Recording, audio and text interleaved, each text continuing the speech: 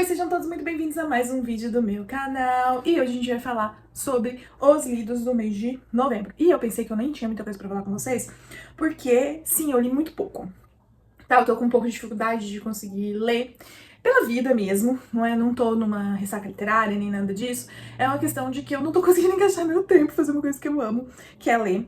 E aí, eu falei, nossa, acho que eu li muito pouco. Mas o Segunda de Contos me salvou. Eu achei que eu não ia ter nada pra falar com vocês, mas graças ao Segundo de Contos, nós temos algumas coisas pra falar aqui, tá? E já que eu falei, graças ao Segunda de Contos, eu vou começar com os contos independentes não, os contos que fazem parte de um livro que eu li pro Segunda de Contos. Então, um conto que eu li pro Segunda de Contos foi O Homem que Sabia Javanês, do Lima Barreto, que ele tá numa coletânea que eu tenho em e-book de melhores contos brasileiros. E aí tem esse conto no meio. E eu li ele pro Segunda de Contos e esse conto é muito bom. A gente tem um homem contando ali um relato de que ele faz as coisas que são necessárias pra sobreviver, pra ganhar vida e tudo mais. E aí um dia ele viu um anúncio no jornal que precisavam de professor de javanês. E ele, sem saber falar uma palavra, pensou, não deve ter muita concorrência pra essa vaga, né? Então eu vou me candidatar. E ele foi na biblioteca, descobriu um pouquinho sobre o alfabeto, aprendeu uma ou duas palavras e foi lá, gente. E assim, ele construiu toda uma história de vida em torno dele saber javanês ou não. E aí eu fiquei pensando que esse aqui é o clássico em terra de cego, quem tem olho é rei. Porque assim, cara, ele conseguiu construir uma história e eu fiquei, gente... Não, esse conto é muito bom, eu recomendo demais, eu gostei muito e estou muito interessada em ler mais coisas do Lima Barreto. O outro conto que eu li, por que eu não peguei o livro? Vou pegar o livro, peraí. Voltei com o livro, ó, que tá nesse livro aqui, ó, que é do Charles Dickens. Esse meu livro é Um Cântico de Natal e outros contos, tá vendo? Então tem outros contos aqui nessa edição da Martin Claret, que é muito linda, eu não canso de mostrar ela pra vocês.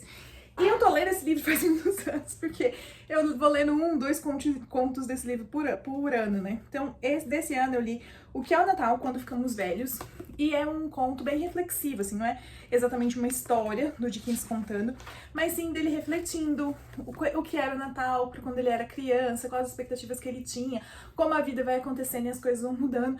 É um conto curto, mas eu achei bem legal pra você refletir um pouco também sobre, em vez de só continuar aí na loucura dessa época do ano, refletir um pouco sobre o que essa época representa pra você. Então, foram esses dois contos que eu li pro Segundo de Contos, que não foram contos independentes, que faziam parte de livros.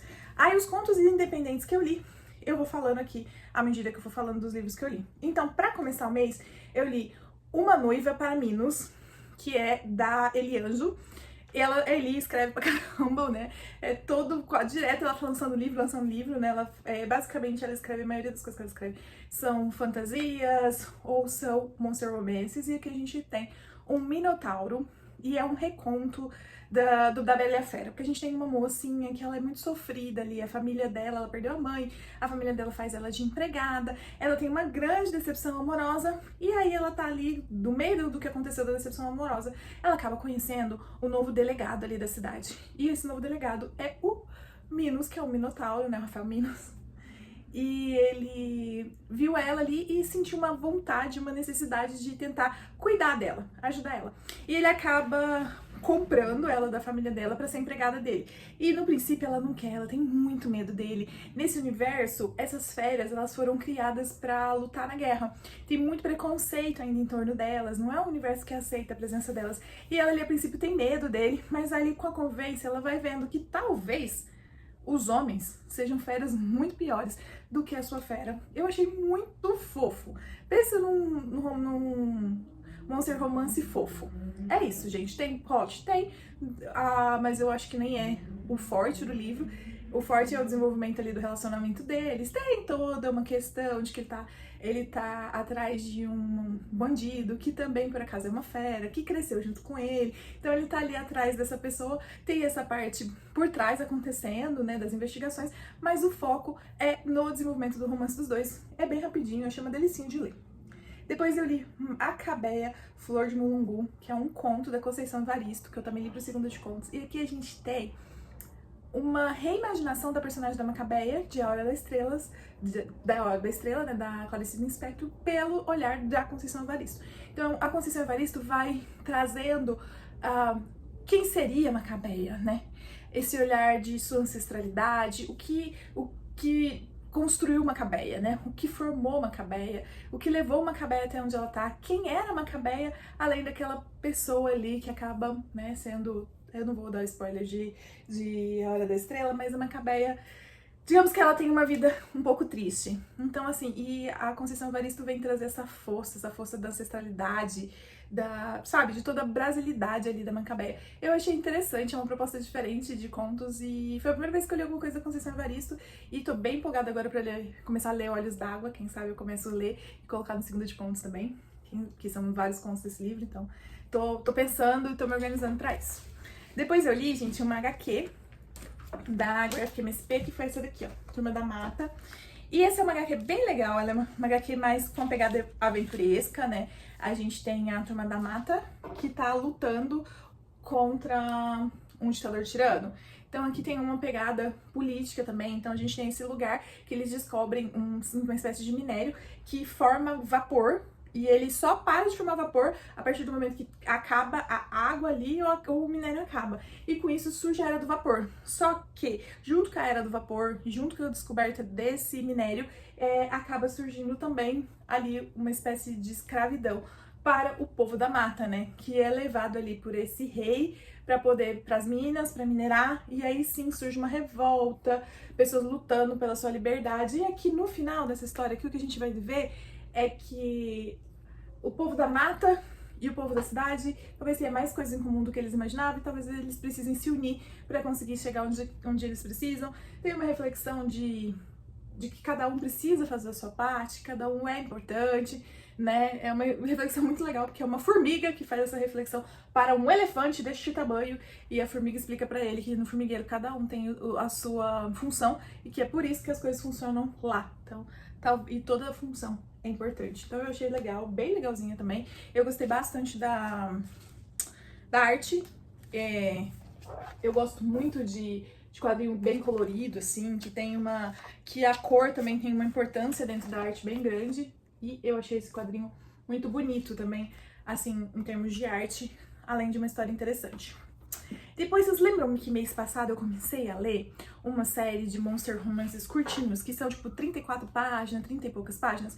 E eu falei, na época, acho que quando eu fiz o Lidos do mês de outubro, eu falei, já tem 17 lançados no Brasil. Nesse momento, eu dei uma conferida, já tem 22 lançados no Brasil. Eu não faço ideia de quantos livrinhos desses essa mulher escreveu, mas por enquanto eu tô gostando de ler, então eu li mais 2. Eu li Proteus e Cara, ele é um polvo, basicamente. E aí a Cara, ela tá fazendo uma viagem de navio e começa uma tempestade. E aí jogam ela ao mar como oferenda para o deus, que eles pensam que o Proteus é um deus, mas ele não é um deus, ele é só uma espécie desses monstros, porque aqui nesse universo teve uma rachadura aí no que separava o universo dos humanos versus dos monstros, e alguns monstros vieram para o nosso mundo, né, e passaram a conviver aqui. E basicamente o Proteus me fez lembrar essa parte, aquele livro que é A Garota que Bebeu a Lua, que o pessoal deixava sempre uma criança na floresta em forma de oferenda pra bruxa, e a bruxa falava assim, esse povo tem problema, por que eles deixam essas crianças aqui? Aí ela pegava, cuidava da criança, levava até uma cidade do outro lado da floresta e deixava com alguém pra criar. Aqui o Proteus é a mesma coisa, ele fica, esses humanos têm problema, que eles ficam jogando mulher dentro do mar? Aí ele pega essas mulheres, cuida delas, leva pra uma ilha, e até que venha um barco e ele consegue embarcar essas mulheres e levá-las embora. Mas, Cara é especial. Cara é a companheira de Proteus. E assim, gente, daquele jeito, logo de cara elas é o fast love, igualzinho dos outros, logo de cara elas já aceitam que sua companheira, já aceita a companheira dele, e ela, tipo, não tinha uma vida tão boa assim ali entre os humanos, e ela, ali, aquela vida pra ela ali na ilha tá sendo maravilhosa, e ela quer ficar ali, mas ele insiste que ela tem que ir embora. Eu acho muito massa isso nas histórias, que eles geralmente, elas aceitam mais fácil o fato que elas são companheiras de um monstro, do que eles mesmos demoram pra aceitar que sim, eles são merecedores da companheira deles. Mas eu achei bem legal esse. E o outro que eu li foi o Mundo e a N, que aí no caso ele é um minotauro, ele é um minotauro? Ele é um minotauro. Tô tentando lembrar o nome quando é o nome dentro do monstro, que é metade boi, é um minotauro. Ele é um minotauro. E assim, ele encontra ela tá cuidando da fazenda dos pais, o irmão dela tá doente, ela tá sozinha cuidando, ele oferece ajuda, e aqui é bem legal, porque logo de cara ele vê que ela é a companheira dele, E ele não fica nessa coisa assim, ah, eu não sou merecedor. Não, ele fala assim, ela vai ser minha companheira, eu vou casar com ela, só tenho que esperar um pouquinho porque eu posso assustar ela se eu sair falando que eu vou casar com ela. E ela bem assim, ele é bonitão. Nossa, como será que seria ser esposa de um minotauro? E assim, essa é uma história mais assim, os dois têm o momento deles de tipo de dificuldade pra ficar junto, é só um mal entendido que acontece que é resolvido muito rápido também. Então, aqui não tem, ai, eu não sou merecedor, não. Eles já ficam logo juntos. E é divertidinho, gente. São, como eu disse, 34 páginas, eu encaixo ali entre uma coisinha e outra e sou feliz com um monster romancezinho. E depois eu li um conto também pro segundo de conto chamado The Visit, da Chimamanda Ngozi Adichie. É uma distopia em que os papéis de gênero que estão estabelecidos hoje em dia, eles estão invertidos. Então, o que hoje a gente entende como um papel feminino, aqui nessa história, ele se torna um papel masculino. E aí a gente vai ter o nosso personagem principal que tá esperando uma visita, que é um amigo dele de época de faculdade.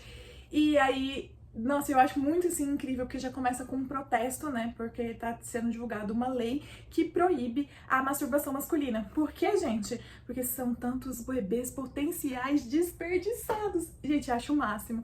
E acho interessantíssimo como, quando vira o gênero, as coisas parecem absurdas. Mas são coisas que exatamente acontecem hoje em dia, só que com o gênero feminino. E diante de tudo o que tem acontecido recentemente, tantos casos horríveis que aconteceram recentemente no Brasil, que de misoginia, os feminicídios, teve a moça recentemente que discutiu com o namorado atropelou e arrastou pela marginal e ela teve as 2 pernas amputadas. As 2 mulheres trabalhando, né, a diretora da escola, a psicóloga, as 2 trabalhando lá dentro e entra um homem e mata as 2 porque ele não aceitava ser comandado por mulheres. Teve o caso também da menina lá da moça em Santa Catarina, né? Florianópolis, se não me engano, foi em Florianópolis, que ela saiu pra fazer aula de natação e assim, num lugar super seguro. Falam que ela pegou uma trilha, mas gente, é coisa que mora em praia, né? É trilhinha assim pra chegar na praia, então são trilhas movimentadas e tudo mais. E ela foi violentada e morta simplesmente porque sim, né? Ela foi uma vítima de ocasião. Então, assim, diante de tanta coisa acontecendo, são alguns casos que eu acabei de me recordar que aconteceram recentemente. A gente vê o quanto ainda são válidas todas as reflexões que eu falei pra vocês dos papéis de gênero, né? Quanto a gente ainda tem a evoluir. Sim, já evoluiu, mas a gente tem a evoluir muito mais. Então, assim, eu acho que eu li esse conto no momento, eu li também porque eu queria ler contos escritos por pessoas negras, porque a gente estava no mês de novembro, mas eu li ele num momento bastante propício também pra gente refletir sobre questões de gêneros e sobre misoginia, que infelizmente ainda tá tão presente no nosso dia a dia. Nossa, eu fui pra um assunto sério, né? Tava ali falando sobre monstrinhos e de repente tô falando sobre misoginia e tentando refletir um pouco. Então, eu acho que para as coisas mudarem, a gente precisa fazer com que as coisas mudem, a gente precisa punir as pessoas. Ah, eu esqueci, né? O Calvo do Campari bateu na companheira dele. Então, olha isso. Esse movimento Red Pill, ele tá trazendo consequências que a gente não imaginava, né? Porque eu acho que, assim, todo mundo sempre achou um absurdo o que eles falam e tudo mais, mas muitas vezes é tratado com troça, com piada, e vocês estão vendo que não tem nada de troça e de piada, né? Que trazem consequências muito sérias. Então a gente precisa educar as nossas crianças, educar meninos para serem homens decentes, educar meninas para não aceitarem certas coisas e, infelizmente, nós temos que trabalhar com a realidade material dos fatos. Infelizmente, não temos segurança de ser mulher nesse mundo. A gente não tem segurança de ser mulher nesse mundo. Então a gente precisa se proteger. A gente precisa saber como se proteger. A gente precisa desconfiar, infelizmente, de todo mundo. E nós, enquanto mulheres, devemos nos unir, nos ajudar. Eu vi alguma coisa na internet de cuide das suas amigas. Cuide das suas amigas. Sabe? Se você sabe que a sua amiga tá passando por alguma coisa, cuide dela. Cuide de uma mulher desconhecida. Se você tá na rua e você percebe que uma mulher tá sendo constrangida, ajude. Se você percebe que alguém pode estar correndo algum perigo, se você vê alguma mulher bêbada em algum lugar e homens cercando, cuide. Porque é a gente por a gente, né? Infelizmente. Nossa, eu não queria terminar assim, nessa pegada, mas infelizmente, realidade material dos fatos, a gente tem que trabalhar com elas. E é isso, meu recado final hoje aqui pra vocês. Leiam The Visit, depois me contem se vocês, o que vocês acharam. Esse conto tá disponível no Kindle Unlimited, ele faz parte de um projeto da Amazon e não encontrei tradução dele, mas ele é curto, se você ler um pouco em inglês é tranquilo de fazer a leitura e vale a pena. Bom, é isso, gente. Se vocês leram alguma dessas coisas, deixa eu saber aqui qual que foi o livro que vocês mais gostaram de ler nesse mês. Me recomenda, quem sabe, apesar de não estar conseguindo ler muito, eu consiga ler o livro que você me recomendou.